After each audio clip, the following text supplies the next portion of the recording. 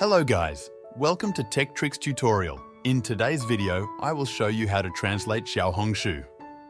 First, open the Xiaohongshu app on your phone. Once the app is open, tap on the profile icon in the bottom right corner of the screen. Now, tap on the settings icon, which is usually at the top right corner. In the settings menu, look for the General Settings option. Tap on it. Next, scroll down and select Language. Here, you will see a list of available languages. Choose English from the list. After selecting English, the app will switch to the English language. Once you have changed the language, the app's interface and text will appear in English, making it easier for you to navigate. That's how you can change the language on Xiaohongshu. Thanks for watching this tutorial. If you found this video helpful, please like and subscribe to our channel for more tech tips and tutorials.